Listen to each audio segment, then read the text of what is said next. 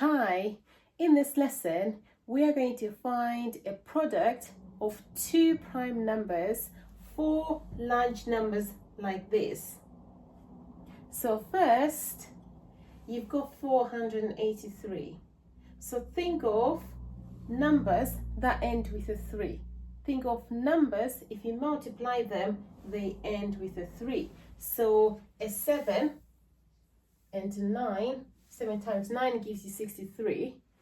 A 1 and a 3, again, this gives you, that number will end with a 3. If you look at our first option already, we can tell that this does not work because 9 is not a prime number. So we are going to use this option. So all you need to do is you just need to plug in some numbers.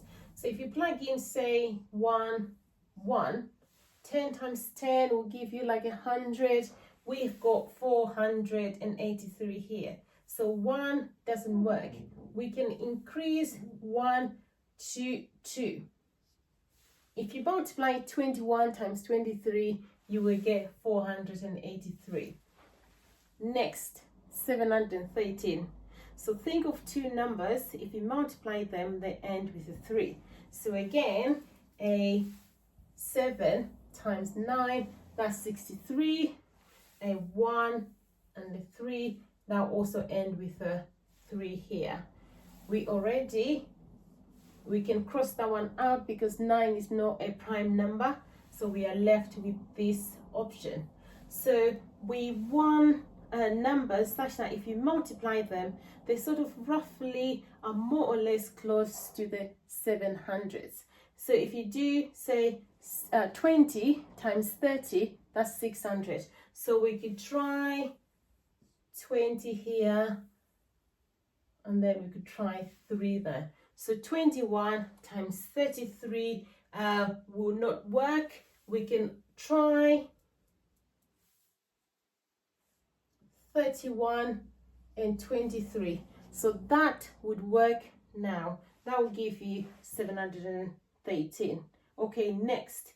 So again, we want to think of a number that if you multiply, it will end with a 3. So again, a 7 and a 9, a 1 and a 3.